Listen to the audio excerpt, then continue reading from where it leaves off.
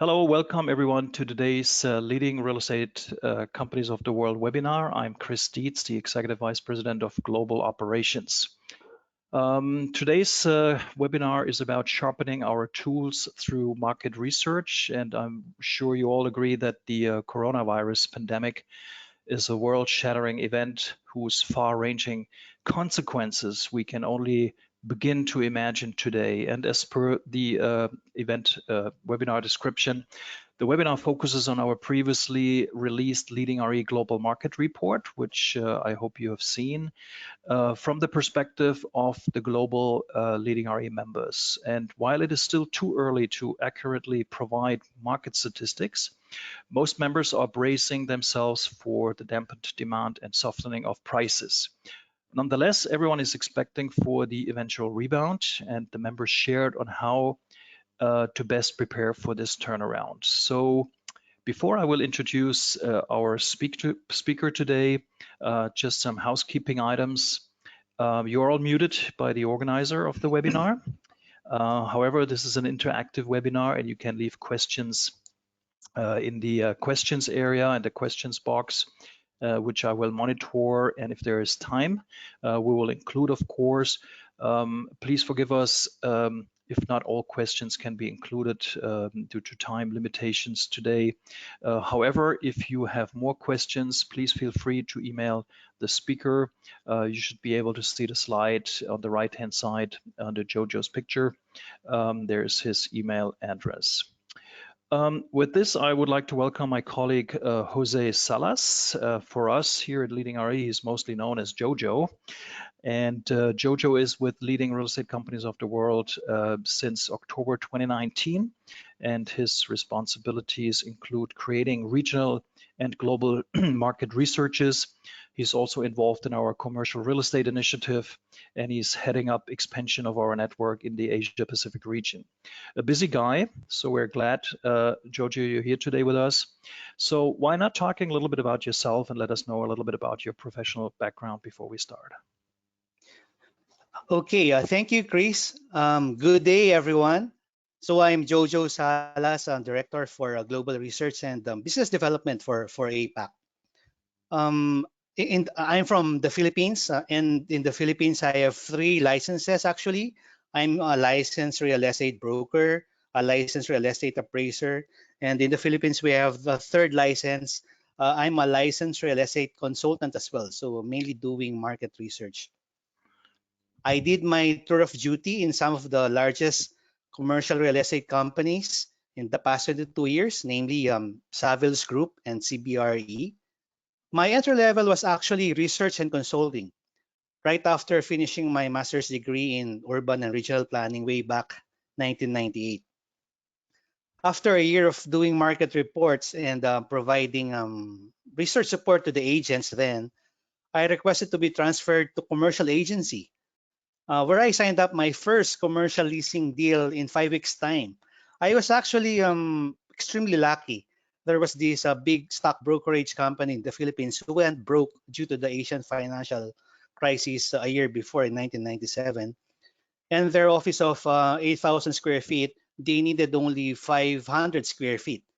And there was another company shedding off this area, this same area, due to downsizing as well. So it was a bit of a luck. And of course, my luck was assisted by research and my diligence in calling the building owners in the past months prior to that. Anyhow, from assistant manager to manager, way up to executive director, I rose through the ranks and eventually handled 4 departments, namely investment properties and capital markets, which is a spin-off from the commercial agency. I also did retail auctions, so I was an auctioneer. And my team sold over 40 million US dollars of foreclosed assets by the local banks in the Philippines. I also handled valuation and advisory, and my favorite, doing research and consulting. Well, I love doing research and consulting because mainly because of the market studies, I get to see the bigger picture. It is also even more fulfilling when you're advised your clients and they actually build your recommendation. Probably just to brag a bit, the iconic Zwilig building in Makati, Philippines, My team, we did the highest and best use study, then later on the feasibility study for its eventual development. But I think that's enough for now, Chris. So I prepared the PowerPoint presentation, and just feel free to butt in if you want, Chris. Okay, will do. Well, thanks for that, Jojo, and impressive. I have to say. Let's jump in, and as I said, it's all about our global market report, which we were basically writing up over the last couple of weeks, interviewing our leading RE members. And also drafting information from our webinar. So how would you describe the reception of leading RE members in terms of creating the bigger picture and preparing this global market report? Yes, I think, well, I can command the screen. There you go. Okay, for the market research with our members, it is really exciting to work with our leading RA members since they know their local markets. So the global team initially we were reaching out to, mainly to know how our members wait a sec. We were reaching out mainly to know how our members coping up with the pandemic, right? And along the way, we came up with the colorful insight. I mean, our members came up with the nice insights, and we felt we need to come up with there you go. We need to come up with a market report. So in a way, our scattered experiences from our members, we can connect the dots, so to speak. And of course, we can find patterns so we can be ahead of the curve. So of course, with the help of Jules for Asia Pacific and Chi Chi in Europe, Middle East, and Africa, and of course, Jana in Latin America and the Caribbean. So we came up with the global market report. And I will share that in a bit. Okay, In and terms of, yep, go ahead. So, yes. In terms of generating market data, of course, a lot of us are doing data. I mean, one of our members, Oliver from Switzerland, he was saying make use of the time for data mining. So of course, we typically a lot of us we have contact information, we have a lot of information about our market. For leading RE, we can probably stick initially with the basic information, mainly supply, demand, and prices. Of course, when we talk of supply or stock, it can be the number of villas in a town or the number of apartments or condominium units in a commercial business district. I mean, there are a lot of factors that can affect supply and demand as well, and that can be in a separate webinar. When we talk of demand, it can be measured in terms of occupancy or vacancy or even availability.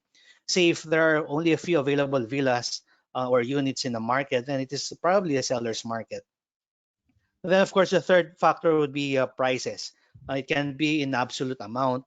Like, of course, the luxury portfolio, we only consider 1 million US dollar and above, or even can be coded on per square foot or per square meter basis. So the supply demand prices at least we can sort of across the board across the globe we can come up with our summary of aggregated data for supply demand and prices, and probably what we can, and among the three, supply demand and prices, most people would be looking at demand, and factors affecting demand can be, of course, income, population. But because of the COVID pandemic, probably one thing that can be gleaned would be the taste and preferences. I mean, most of us would be stuck in our home right now, right? I mean, we are in our homes, and normally we are looking for a nice space. So we are looking at in the next coming months, most buyers would be looking for at least an extra room. If they just need 2 or 3 rooms or 5 rooms, they would need even at least one or even 2 rooms for the husbands and wives to have their own sort of home office in their homes. So that's one clear change in the preference for home hunting, so to speak. But anyway, so we can summarize that and come up with the supply demand prices aggregate, so to speak. Hmm. And we got I just got a question from the audience. Do you feel as though we will have a decline on selling condos and apartments and people wanting more single family homes? And with that, should builders be changing their architectural plans for upcoming building? Oh, that's really a good question, and probably I can differentiate as well. One question that sort of came out during the webinars, um, like say the stock market. I mean, the easy come, easy go, and easily the stock price can be lower, right? For the prices of real estate, normally, I mean, if you're using it, you don't need to sell. Then obviously you don't have to sell in distress. Then the prices can sort of hold on longer a little bit. But for new developments like new condominium launches, of course, in terms of a new stock for high-rise buildings, it will take years to finish it. And of course, the plan, the architectural design, the number of rooms, you can probably tweak a bit, especially now. I mean, in the Philippines, in the past 3 to 5 years, there was sort of a flight to affordability, and they were basically shrinking the rooms. But I think in the coming months and years, they would be looking at minimum 1, 2 bedroom. I mean, just to have an extra room for home office. Yes, we see that, and we talked to a number of our partner developers, and they're looking at that one. But we feel that in terms of pricing, they won't drop that much compared to the stock market. I mean, again, comparing that one. But what they can do is delay a bit. They can delay the release of the units, delay the launches of new projects. So that's how we sort of the information we got from our partners. Mm-hmm. Yeah, I remember a couple of webinars with our members across the different regions. That was actually a question they discussed a lot. And we will find out more over the next couple of weeks if this is really a, sort of a trend. What we hear from our developers that we are working on with is really that developers are usually quick to jump on pricing trends and developments and change their plans accordingly. So I think pricing may be subject to drop right now, and what we heard from a couple of these developers, that really represents an attractive opportunity to buy at the moment as well. What I'd be interested in knowing as well, Jojo, Leading RE is a typical residential or more residential network. How about commercial? I mean, your background is in commercial as well. Can we differentiate commercial and residential real estate markets? Yes, definitely. And probably just to show the next slide, uh, in terms of differentiating the market sectors, of course, the main factor is the use of the property, or is it for end use or for investment? So normally for residential properties, they are for end use. And if a property is mainly for profit or business or say office, then it is typically classified as commercial. Then of course for commercial there would be other categories like office, retail or malls or hotels, even industrial and other uses like hospitals, schools, among others.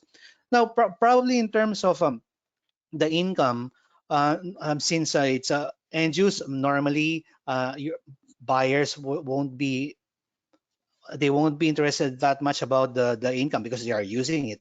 But for commercial, they would be influenced mainly on the returns or the yield.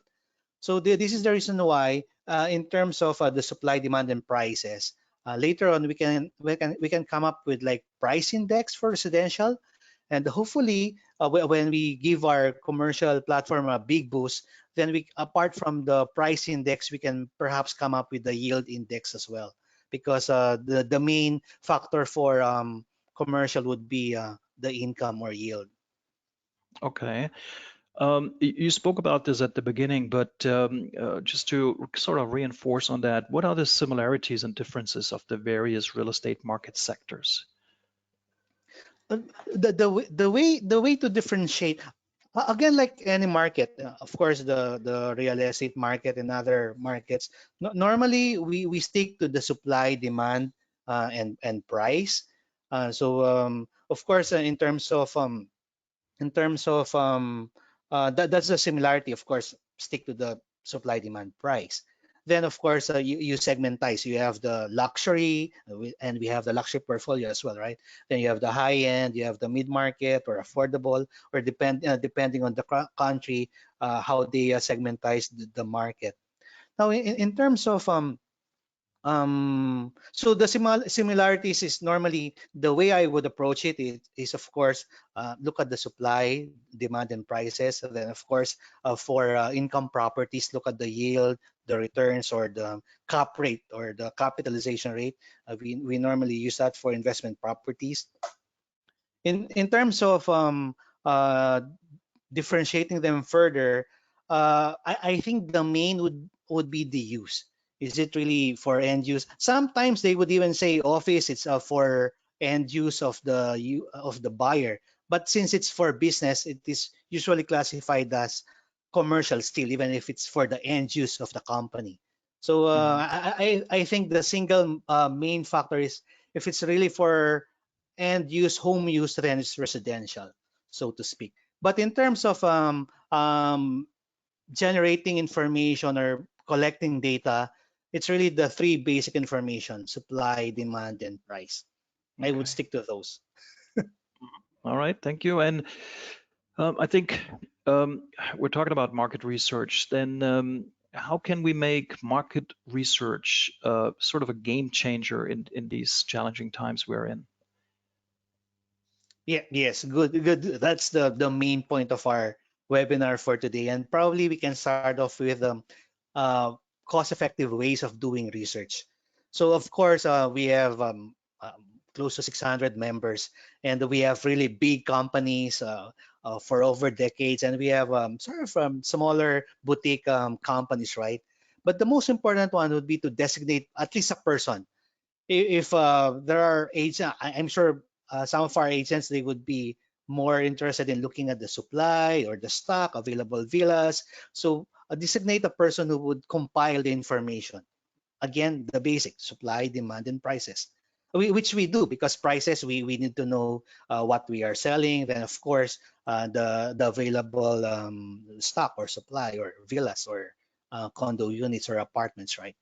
Of course, bigger companies may even have a full department doing that, and that would be a big plus. So at least we can come up with a person, so that later on, when we do the rounds or when we do additional webinar or come up with a market research, we can sort of talk to this guy. So designate a person to do or to be the compiler. Then again, so I'm driving these 3 points: supply, demand, price. So really stick to those. Of course, you can segmentize further, like the luxury, high-end, mid-market, and affordable or low cost, so to speak. But per segment, it's again supply, demand, price. Um, then after doing that, since we have the regional webinars and we have the regional members meeting, at least in the global team, we need to aggregate. Of course, we know that our members are really, they are the experts, they are the leaders in their local markets. Now to put sort of to sort of come up, the next step is really come up with a regional aggregation. So we can come up with APAC price yield, price index, then later on yield index for EMEA and for Latin America and Caribbean. So minimum the price index and later on the yield index. Then of course, hopefully we can come up with the global aggregation. So because we have a lot of information in terms of the global or macroeconomic information from Dr. Marcy, we have a lot from our deans. So if we can really tie up the local market data from our members and regionalize them, then come up with the global price index, then that would be really nice to to offer to our members and their clients, and of course for PR purposes as well. Yeah, Then yeah, the for role of the sure. global team, again, of course, I'm sure there will be gaps along the way. Even the big players, you can't really cover the entire market. you can come up with a basket. Say even if you control the market, you have like more than 50% market share. You will miss out on some of the information. But normally you can come up with like a basket of buildings or a basket of like a neighborhood for price points or for availability. So it's like the stock market. You have sort of like a basket of stock that you monitor. So along the way, the global team could come up with sort of we can fill in the gaps when we aggregate the information to regional then to global level. So Yeah. that's the in terms of hopefully we can come up with because we don't envision a big consulting research department like sort of say McKinsey or Deloitte, right? It's really our main business really making sure that our members are selling, right? So of course what we want is just to take the extra step to compile the information that we generate from our members. Uh, did, did did I answer your question, Chris, or do you want me Yeah, to yeah, elaborate? yeah. No, I was just no, no, it's fine. I was just thinking about mentioning again that without the participation of our members, we cannot do this. So for those who are being contacted by the Leading RE's global team for information, it's not only for us. You will get something in return, which is it's a great marketing tool and PR tool if we release a global market research and a report on that. So, but back again, Yes, so thank you yeah, for that. go ahead. Yes, we really Mhm. need our members to buy into this, and we compile the information and come up with the regional and global aggregation. Yeah. So, but again, so how, what do you think? So, how do we sharpen the market research capabilities, and then, of course, the question how we prepare for the eventual recovery of the real estate market? Well, like what you've said, we can leverage the leading RE network. I mean, we really need to leverage our network to paint the global picture. Um, then probably I'll just show that. I'm sorry. So we can leverage leading RE network. Then, of course, by doing that, we can establish trends. So, like what we did, our main intention was to really just to make sure that our members are coping up. But along the way, hey, we're painting a big picture here, and we can come up with sort of a report. So we can be ahead of the curve, since so we are sort of connecting the dots from our members. Some companies may still be figuring out what to do, but because of our webinars, because of our reach out to our members, we were able to summarize the report. And I can, again, share that with you guys in a bit. So making our information, making the aggregate information as a whole. So when we aggregate them into a regional level and then later on summarize them in a global market report, then it can be a game changer. It's sort of like reassuring our members, reassuring the clients of our members that we are here, we are the leaders of the market. As a case in point, we were able to monitor during our reach out the governments of the countries of where the members are giving government stimulus packages. Of course, the biggest one is from the US, the historic 2 trillion US dollars. Then Japan, of course, with the 1 trillion US dollars. Switzerland, 32 billion euros. Austria, 38 billion. Australia, 80 billion US dollars. And Germany announced close to 900 billion dollars or 822 billion euros. And even Hong Kong, it's 138 billion Hong Kong dollar, close um, to 2 billion, I'm 20 billion dollars. So knowing this information, our members can influence their respective governments to make the real estate market positively affected as well by these government stimulus. I'm sure some of the government stimulus may be directed to the wages to the employees. But a good number of the packages would be targeted to companies as well, especially small medium-sized companies. So if we know about this, and not only the government stimulus, but including the interest rates as well, because governments around the world, they're also using the interest rate to sort of control the the financial market, so to speak, or the money market, so to speak. So in terms of the interest rates, lowering or cutting the interest rate, that would encourage spending as well, especially to real estate. So if we know that if our members are ahead of the curve, then we can influence not only the governments but also the business association, and of course ultimately our clients. Hey, interest rates are a lot lower. This is the best time to get your mortgage, so to speak. So being ahead of the curve, we can use the market research as a sort of a game changer. Probably before that, Chris, can we share the main takeaways of the global market report? Just a quick one on Uh, this one. Well, yeah, I was about to ask you that, but before that, Lisa had another question, which I would like to Okay. ask you on her behalf. So let's so we're not forgetting about this. And she wants to know how much longer do you think the commercial properties will come back? 6 to 9 months after residential properties. Any thoughts on that? Okay. Commercial properties, it's a big, as I mentioned a while ago. So commercial properties, they can be office. For office leases, they're typically longer leases, 3 years, 5 years, even longer. And normally the commercial rates, they can survive because office leases are longer. But for retail malls or even hotels, this type of even industrial leases, they would be longer. So office and industrial, they can be longer leases, though they can sort of weather the storm, so to speak. But the shorter leases, like the hotels, like the malls, they will be severely affected by this one. Of course, it would be different from market to market. Like say for China, they're really ahead because that's sort of the ground zero, right? And they started in Wuhan and Hubei province. They opened up the malls, the cinemas.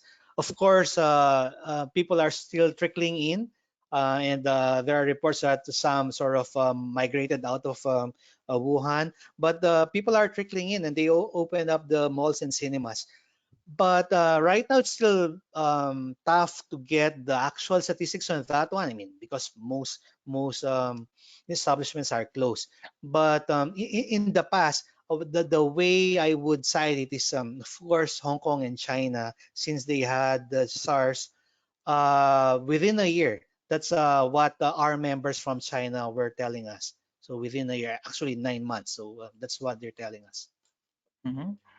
Thank you, Jojo. So, we're open for questions, of course. But yeah, we want to talk about the global report that was shared with the members. And maybe you can talk us a little bit about the takeaways, but maybe you can also leverage a little bit about or on some of the findings in other parts of the world and where you see or may see differences between Asia, Europe, and or EMEA and the American continent, probably related to the timing of the virus. While Asia certainly, where the curve goes up, I think Europe may be still down at the in the dark well valley, and then with together with the US. Can you share a little bit what and summarize the findings we had in this report? Yes, I would love to do that. So, the way we summarize it, normally, macroeconomic and geopolitical pressures, they would have a few months lag time, typically 6 to 12 months before they will hit the local real estate markets.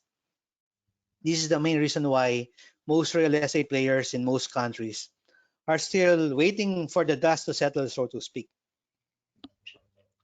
Nonetheless, as mentioned a while ago, some of our partner developers may be delaying their launches of projects or units to avoid downward pressure on prices. Oh, I think the most measurable market at this point in time would be Hong Kong, because it's a transparent market, and it's being monitored by the government, monitored by the association. So they have the figures for demand and prices, but the lower demand and prices is attributed mainly to the impact of the protest last year rather than the COVID-19 pandemic. Now, sellers in Hong Kong are sort of holding off their sales, mainly because they're comparing it to SARS. That the impact on the prices, yes, it impacted on prices, and our member in Hong Kong said that in February, yes, in February, prices were down at least 5%. But some sellers are now thinking the SARS, it took 9 months for the price to rebound. So again, this is the reason why I mentioned a while ago. Our members from Hong Kong and China, they're looking at a recovery within a year. And speaking for their experience in China and Hong Kong.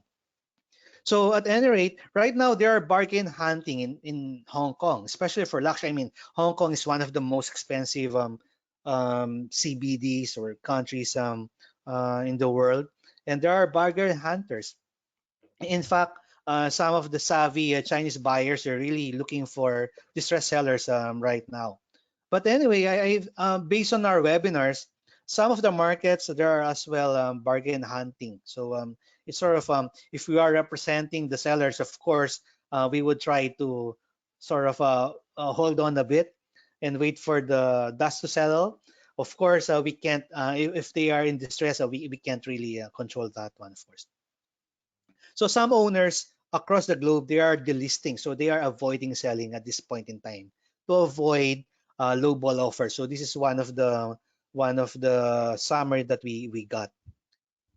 In terms of the hardest hit, the tourism-driven markets all over the world, whether in Asia Pacific, in Europe, in the Caribbean, markets that are sort of um, leaving off from the tourist clients, they're the highest hit. So this is one of the findings that we've got.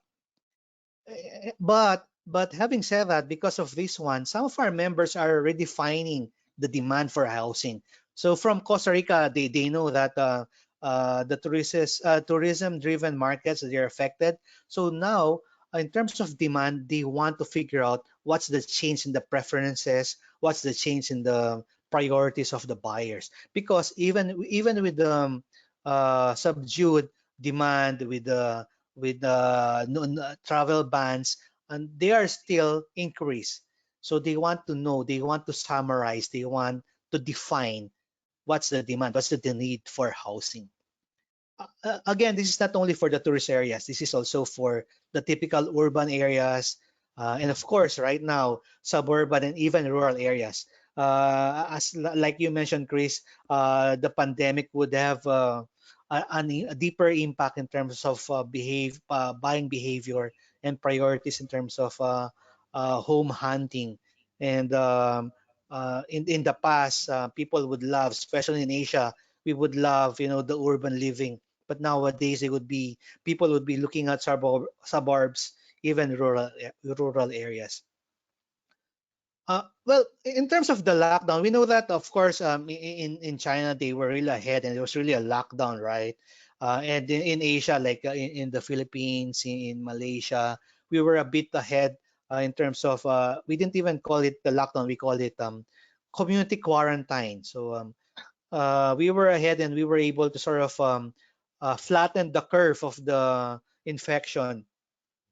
But even that, initially, that was most countries in Southeast Asia. The initial target for lifting the quarantine was April 15, but a number of the countries extended that to April 30 as well, just to make sure that we won't get a second sort of increase, or the steep infection.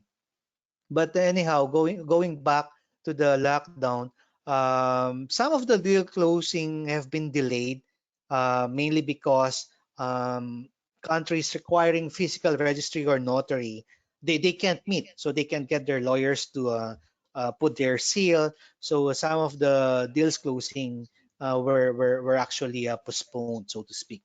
But one of the markets that back the trend is New Zealand. For the first quarter, they actually experienced our member there, Barfoot and Thompson, experienced 70% increase for Q1. But of course, they are expecting slower sales in the coming months. One reason for backing the trend is because of the shortage in housing supply. So hence the 70% increase in sales. Another mark increase would be reported by IQI and our members with strong online platforms. Actually, they experienced a spike as soon as the lockdown in China was implemented. So Chinese buyers are used to online shopping, and basically they were buying real estate as well online. So because they were prepared, their online platforms are prepared for transaction, prepared for payment, they were able to maximize the lockdown, so to speak. So Mhm. right now, our members not only in Asia but even in Europe, even in Latin America, a lot are doing social media exposure, whether in Iceland or virtual tours in Thailand and other parts of the world. Of course, our webinars and other online operations. So basically, um, the digital platform and operations hit sort of a booster here. So that's those are the summary. So for the takeaways, the third one, it would be go digital, go digital, go digital. So it received really the crisis created an innovation pressure, yes, but of course it acted as an innovation booster as well. So those are the main findings that we've got for from the webinars with the members. I'll Mhm. continue with the takeaway, Chris. Is that Yeah, okay?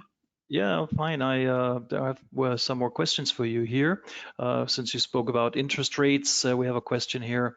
You think if there is a further reduction in interest rates, it will have a positive impact on real estate markets? And when the interest rate was decreased in March 14th, the stock market went down. Can you comment on that, especially on the first question? Okay. Tying up the two might be tough, and maybe Dr. Marcy can expound on that. But normally, interest rates, whether in the I know the Philippines more than anything else, but normally when the interest rates are lowered, they encourage spending. Not only in real estate, but for business, for retail, but for real estate developers and real estate players, we are really watching the interest rates because then we can give a big push for our buyers to get the mortgage because that's how they would it would be sort of a good encouragement. Hey, interest rates are really low. This is the best time to get your mortgage. So normally, we would be watching the cut in interest rates because in most cases it would drive spending. Now, in terms of the timing when they cut the interest rate and it impact the direct or sort of the correlation, I cannot do that right now. I don't have the information with me, and I can't comment on that one. Okay. Sorry. No problem. So another question. So what do you think about the viability of commercial properties such as long-term leased offices? And do you feel this pandemic may accelerate the demand for shared office, such as with the WeWorks and the Regises? Yes, definitely that's a good question. And as we were discussing, and one good outcome of the Latin America webinar was the defining the demand, defining the need. So we love shared offices. We love shared the Airbnb in the market is so famous. But one change that we're looking at would be uh, since the or I would say physical distancing, maybe the knee-jerk reaction would be people would be avoiding shared services, I mean shared offices right now. This is my personal point of view because people would still be when lockdowns are sort of are easing way back to the normal, there would be a new normal. And in terms of sharing spaces, sharing your office, I think people would be more possessive with their space. I think this is my view because of the change in perception, change in priorities. So it is still fluid at this point in time, but there's a big question mark with the shared office. Hmm. That's my take on it, Chris. Yeah, no, that's fine. We have another question here, which I think that's quite interesting as well, as we hear from what happens, especially in Italy and some other places in Europe already. So, do you think that there will be less nursing homes and more of a demand for sort of like a mother-daughter housing? Hmm. Sorry, I don't know the difference. In the Philippines, we have they're not nursing homes. We oh, sorry, I don't know the difference in terms of like a home care. Sorry, if you can ask what's the difference on that one. I can't I don't have the information right now. Yeah, I think it's more towards like you know what the nursing homes are, but as you know, in Italy especially, and I think I was reading about this as well here in Germany and some other places where the nursing home or older care homes were extremely hard hit with the infection. So is it more like the question I think is more like will the families will be living more together and are we seeing a culture of you know the generations living again under one roof, which then will require larger homes, right? Yes, yes. So it's sort of basically the home for the elderly, right? Yes, I get the question, but I don't have the information right now, the data on that one. But I would Hmm. imagine, of course, since again the behavior of limiting your contact with other people, so to speak, limiting your interaction with Hmm. anonymous people, so to speak. So you want to lessen that one. So yes, it could be sort of getting bigger houses to really Yeah, take care of your. I mean, in the Philippines, in the Asian countries, normally we have extended families, so yeah, we yeah. really have Yeah. extra rooms for our elderly, so to speak. Yeah. Yeah. And again, I mean, what we can do is, and this since this is evolving, that's probably a good question we can ask when we are reaching out to our members again, while we are updating this report. Maybe that's a question we can include if there is some sort of a tendency to see. So yeah, that's a good. It's a good question. I think yeah, we have some other questions as well. I'll try. There's a lot. I can't probably not take all of them. You were mentioning go digital. You were also mentioning that the crisis creates sort of a immense innovation pressure and acts as a booster. Um, do we have any information about um, like blockchain becomes a push as well?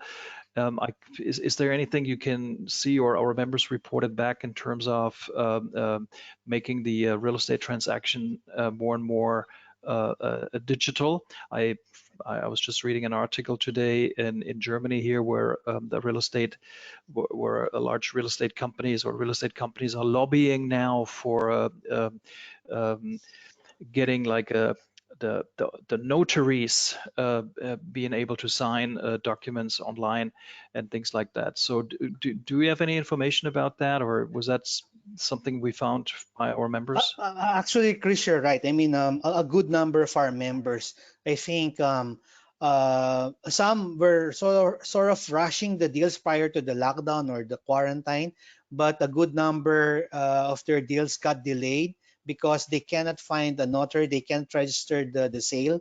So the sales were postponed pretty much.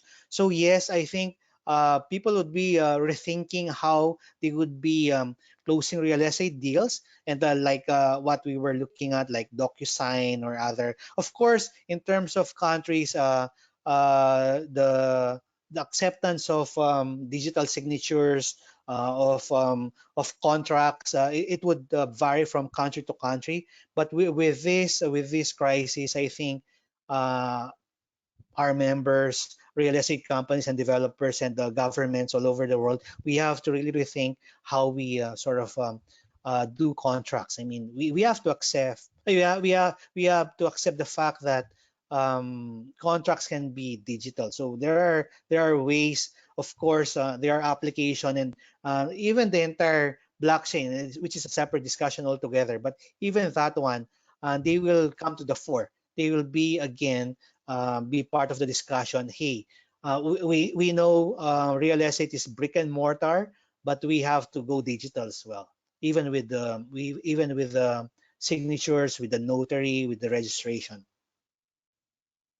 Yeah, and we just got one comment here from the US saying we just instituted e-notary in the US in most states on March 26th. So that seems like the US is ahead.